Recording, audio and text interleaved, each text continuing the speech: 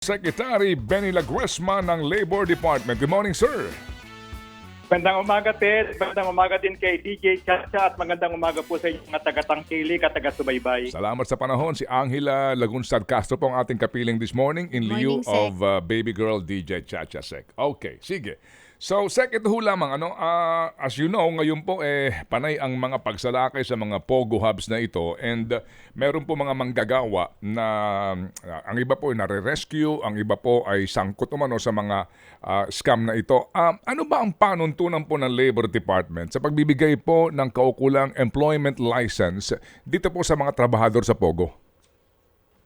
Ted, medyo mahigpit po ang alituntunin at regulasyon ng Department of Labor and Employment kaugnay po sa pagbibigay ng alien employment permit sa atin pong dito po sa mga foreign nationals na gustong magtrabaho sa ating bansa at medyo meron pong kinakailangan na publication ng vacancy at meron pa pong mga ibang mga dokumento na tinitignang mabuti ng atin pong regional offices bago po magkaloob ng alien employment permit sa sino man pong mga foreign national na gusto nga po magtrabaho sa ating bansa. At yung foreign nationals po, kailangan po meron silang photocopy ng kanilang passport, biopage na may valid at saka appropriate visa. So, for example, yung pong tinatawag natin na 9A for new applicants and 9G or work visa for renewal po. Kailangan din po yung contract of employment or appointment. Hindi po basta-basta mabibigyan ng alien employment permit kung wala po ito at yung pong proseso medyo mahaba-haba din po ng konti at talaga po kasing nais nating makita na wala pong kwalipikadong Pilipinong manggagawa na papalitan o madidisplace dahil po sa application o pagbibigay ng AAP sa mga foreign national. Ano po ang ginagawa ng kagawaran para masiguro na sinasabi niyong mahigpit na panuntunan nasusunod? Ted, bukod po doon sa ikangay pagsusuri ng kanilang mga dokumento at publication na requirement, meron din pong isinasagawang inspection ang atin pong mga frontliner, mga iba-ibang regional offices, lalo na po dito sa bahagi ng National Capital Region kasi dito po yung may konsentrasyon ang mga nag-a-apply para po din sa ating AAP. Opo, kasi bukod po dyan, Ted, dagdag ko lang, nagkaroon po kami ng data sharing agreement ng BI para po maging online ang aming pong real-time po yung aming interaction at nang matiyak namin na talagang hindi po makalulusot yung mga ikangay mga illegal ang nais na gawin sa atin pong bansa. Opo, sir, sa ngayon po kasi 'di ba may mga nangyayaring raid and meron pong sabi nga mismo ng PAOK, meron pong mga licensee no as in legal na POGO operator, ngayon po IGL na ang tawag. Meron ho naman talagang lisensya from PAGCOR pero kapag sinalakay, may mga illegal po aktibidad. At dito po may mga manggagawang dayuhan na nahuhuli. Ang iba ho dito ay may mga Interpol record. Kapag ganito ang mga reports, meron bang ginagawa ang inyong opisina para ho alamin lang kung ito ba nakakuha ng employment sa inyo, permit? At yung po, kumbaga, nakalusot sa inyong sinasabing mahigpit na panuntunan? Yes, Ted. Meron po kasing tinatawag tayo na Interagency Task Force on the Employment of Foreign Nationals. No? At ang DOLE po ay sa pamamagitan po ng ating Bureau of Local Employment, nagsasubmit po siya sa mga ahensya na bahagi po nitong Interagency Task Force. Bahagi po dito yung DOJ, DFA, BI at saka yung PRC po natin upang matiyak po na ang mga hawak na dokumento po ng mga foreign nationals na ito na nagtatrabaho sa ating bansa ay mga valid o legitimate o genuine documents po. So dito ho ngayon sa ginagawang raid ng PAOK, may mga tao ba ho kayo dito sa task force na ito? Yung pong yung sa PAOK po, ang akin pong pagkakabatid, hindi naman po kami directly, subalit hindi po kami directly na bahagi ng kanilang task force. Pero meron po kaming ugnayan sa mga nabanggit ko nga po kasi yung Interagency Task Force on the Employment of Foreign Nationals, ito po ay merong regular na mga pagpupulong o nang sa ganun po matiyak natin talaga na napangangalagaan po natin ang reputasyon ng ating bansa na pinupuntahan po ng mga foreign national. Opo, so kung hindi ho bahagi nga nitong mismo no yung grupo na kasama ng PAOK sa kanilang mga operasyon, paano po ngayon ito, Sec, sa mga sitwasyon na ito na napapanood ho natin, sinalakay po yung legal na pogo, licensee po ito, and then may mga manggagawa doon ng mga dayuhan at ang sinasabi nga po, lahat naman daw po ito ay nakakuha ng lisensya pero eventually nga, nalalantad ang katotohanan na ito ho ay involved sa mga illegal na aktibidad. Meron ho ba kayong balak gawin po dito man lang pag-usisa nito? Opo, Ted, nais po namin makipag-coordinate very closely dahil hindi po namin gustong malagay sa alanganin ang integridad po. Lalo na po kung yung sinasabing manggagawa ay may pinapakita na AEP galing po sa DOLE. Medyo mabigat po sa amin yan dahil sa aming tingin hindi naman po makakakuha ng ganyang klaseng permit ang isang foreign national kung hindi po siya dumaan sa masusing proseso na nabanggit ko kanina at mag-submit po ng mga requirements. So kami po ay makikipag-ugnayan at ito naman po rin ang layunin na nung pagkakaroon ng task force po may kinalaman dito po sa foreign employment po foreign national. At magiging bahagi po ng aming close coordination din sa PAOK katulong to at maiwasan po natin yung pananaling ganyang klaseng kalagayan ng paggawa natin dito sa ating bansa. Opo, sige. Medyo kayo po lamang nagpuputol-putol doon sa inyong binabanggit. Makikipag-ugnayan kayo kanyo sa PAOK, sir? Sec? Opo.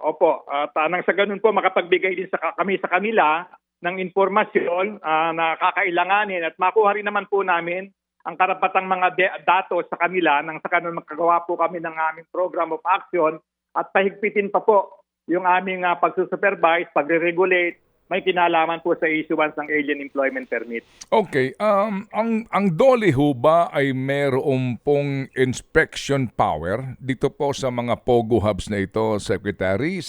Totally separate sa supposed to be PAGCOR power or even the LGU? Opo. Meron po, Ted, at kami po naman ay closely nakikipag-coordinate sa PAGCOR kasi yung nga po, nagkaroon po sila ng tinatawag na rebranding, nabanggit po. Opo, napuputol. Gawa na pong lisensya ngayon, Ted, napuputol pa ba? Opo. Kaninyo nag-rebrand sila from POGO to IGL. Go ahead po, Secretary. Opo, at kami po ay nagkaroon ng, meron po kaming close coordination sa PAGCOR. May kinalaman po rito sa operation ng internet gaming license coming from yung POGO nga po na nababanggit. At maganda rin po yung isa sa mga kanilang inimplementa na ikangay panuntunan, hindi na po nila pinapayagan yung work from home arrangement for foreign national. And pagka nangyari po ito, ay pwede itong ma-penalize ng pwede pong cancellation ng lisensya or suspension ng lisensya. At karamihan po ng aming hakbangin na ginagawa, lagi po naming kasama o kabahagi ang ating pong PAGCOR.